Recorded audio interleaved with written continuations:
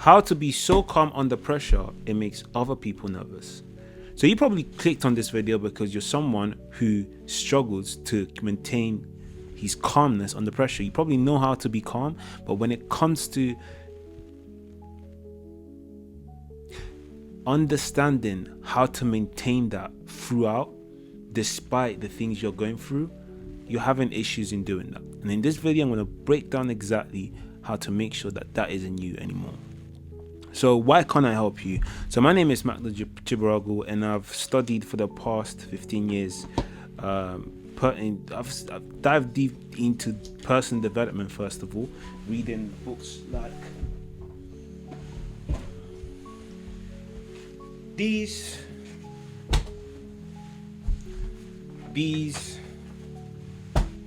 I wrote a book myself, and what I've learned throughout that process is one thing and one thing alone. Information doesn't change anything, implementation does. Hence why I've been involved in the past years in sales, and the goal was quite simple. I want to help people stabilize themselves under pressure, because I understand one thing and one thing alone. When you're so calm that other people feel nervous in regards to how calm you are, you become in control. And I know that's the cheap version that everyone sells us, which is being nonchalant. And I tried that, and I promise you, what I'm about to share with you in this video is going to change your life. So sit down, stick around, and let's get cracking.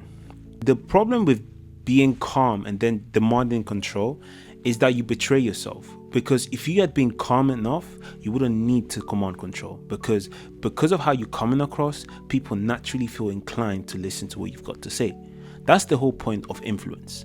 And I feel like so many of us miss that. We stick at acting calm, and then when it doesn't work, we panic ourselves right into being in control of the scenario. And when we're not in control of the scenario, because we can't be in control of the scenario, if we need to be in control of the scenario, we end up going into the phase where we realize that we've lost everything in the first place. Had we been calm, everything would have been sorted out, but that's not the case, is it? And again, I experience this on a daily basis, and I feel like this is something that's so crucial for us to be able to do, especially when it comes to thinking clearly. Because when you're not calm, what happens is you start to send those stupid texts. When you're not calm, you make dumb decisions. When you're not calm, you tend to do the thing that work right against everything you're building. Why? Because you're panicking, and your system just wants to survive. And surviving and thriving are two different sports. And you playing them in the cinema arena is why you're self-sabotaging, because you thrive, right? You do well, and then you get in, your mind will go back into survival mode, and you have to sustain yourself. So sometimes the things that are required to thrive are not the things that are required to survive. So this isn't a personality trait, okay? This isn't oh, do you know what? That's just how I am. I was on a call with a client, and again, the things they were saying to me were, oh yeah, naturally I'm calm, I'm really chilled, and I'm really cool. And I'm like, oh really? That's cool. Well, the truth of the matter is this, right? If you're not able to display that despite the circumstance, then you're not calm, you're reactive. And what I mean by that is quite simple. If all it takes is your circumstance to flip the script, then you're not calm, you're just at peace when it's required for you to be at peace, or when you're not troubled, or when you're not challenged. The whole point is, if you're truly calm, the response needs to be trained, especially under pressure. It's like me saying to you guys, oh yeah, I'm strong, but then I can't lift because I'm not used to it. You're questioning me and say, what kind of strength is that, right? But when I can do, like, I know you've met the guys that can do, you know, that the arm wrestling thing, and they're good. Like, they will pull someone down, and you'd think, oh wow, this is impressive. But then when it comes to going to the gym now, the same person they pull down will probably embarrass them, because obviously strength, it means different things in different areas, right? So my point is this: when you perform calm and panic internally, you're buying the cheap version, and you're gonna be exposed when it matters most. I'm gonna say this again. When you pretend to be calm, you're buying the cheap version, and it will be exposed when it matters most. This is why you cannot afford to go another second pretending to be calm instead of being calm. Now, there's 3 layers to calmness, right? Layer number 1 is probably the one that most people have unlocked, which is acting like you don't care about anything. And that looks the part, but it will cost you when you're panicking internally. Why? Because you're now forced to make up for the difference that calmness should have really had. So when you're now panicking internally because you're pretending to be calm, guess what's happening to your internal system? It's frying. It's going into emergency mode. You start to sweat unnecessarily. Why? Because when it's time to be quiet, you know exactly how to do that. But when it's time to master silence, you're going missing. You see, a lot of us think we've got the right way. And I'm here to tell you that if you can't sit comfortably in silence, you haven't mastered calmness. In fact, you're settling for the cheap version. And like I just said, it will be exposed. And you've probably seen it by now. This is why you're probably watching a video like this.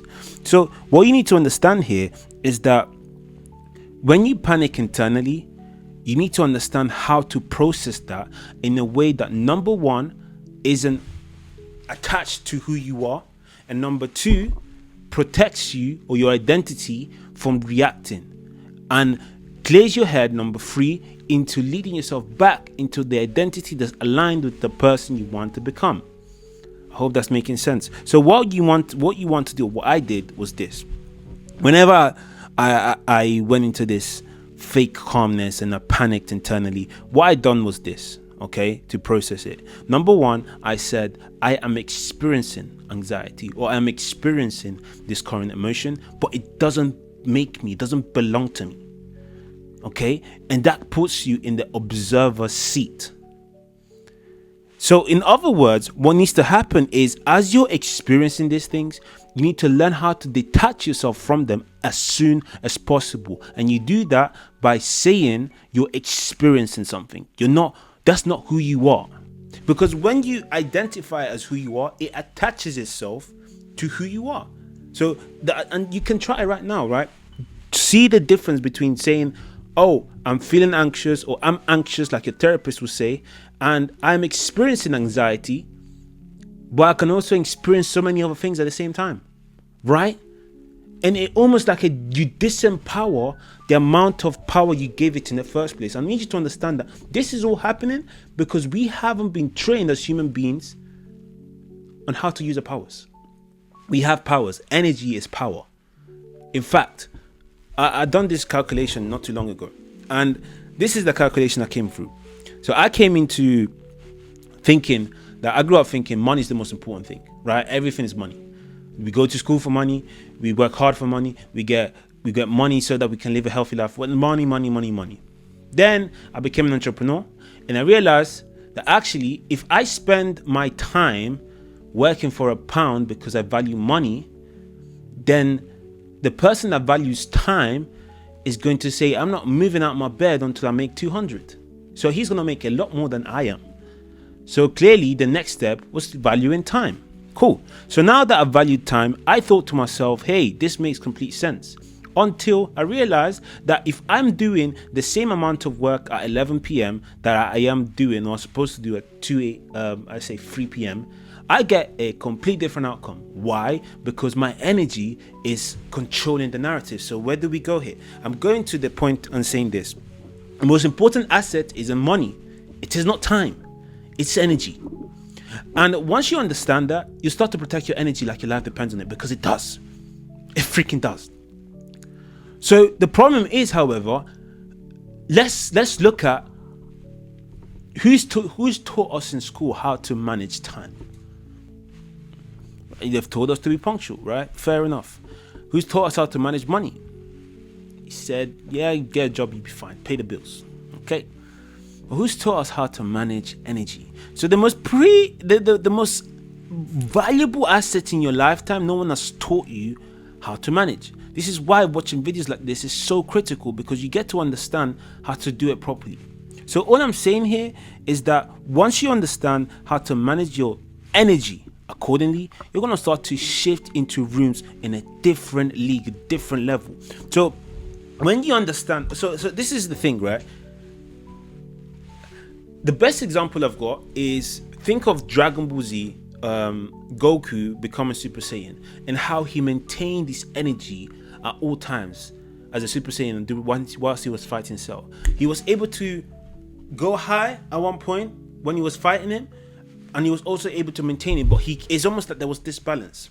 A lot of us are either fume and then we go right down, and then fume and then we go right down, right? You want to learn how to calibrate it according to your willpower or according to what you want to achieve in that specific outcome. You want to be angry, make that a choice. You want to be happy, make that a choice. You want to be sad, make that a choice. The moment you make everything you do a choice rather than something that's being forced into you, you become in charge. And because you become in charge, you can dictate the outcome you get from that outcome. When I didn't do this, and I want you to stick with me here, stay with me now, I lost hundreds of pounds, money, right?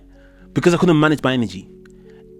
I lost time, stress, everything because I couldn't manage my energy.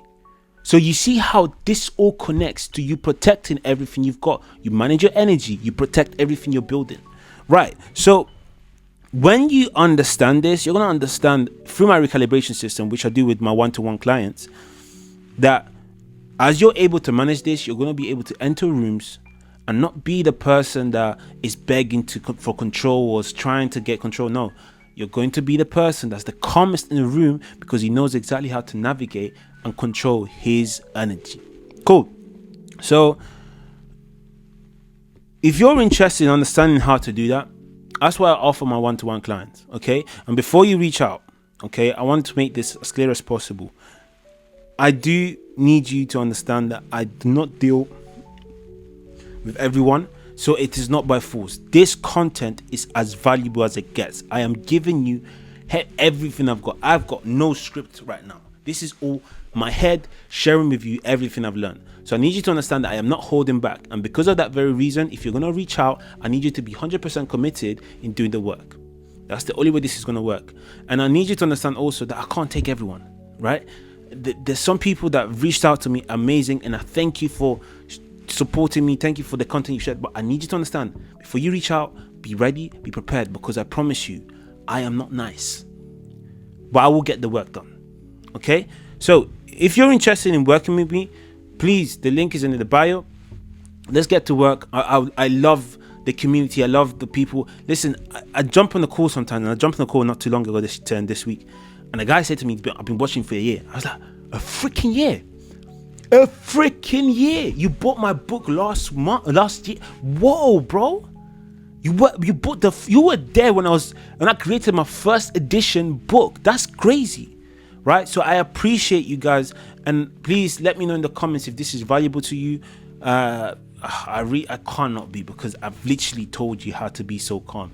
But the key here is quite simple, right? The how, which I'm going to break down now, is understand how to separate yourself from the emotions you're feeling and identify yourself with the emotions you want to feel. I feel powerful. I'm experiencing anxiety, but I feel powerful. Does that make sense? See the difference? You identify yourself with the emotions that align with what you want to achieve, and you detach yourself from the emotions that you don't want to achieve. It sounds simple, but the issue is you've got to install it every single time you're feeling something. So instead of reacting, you do everything we've been doing in this video. You take a deep breather, and then you go into, this is something I'm experiencing. This isn't me.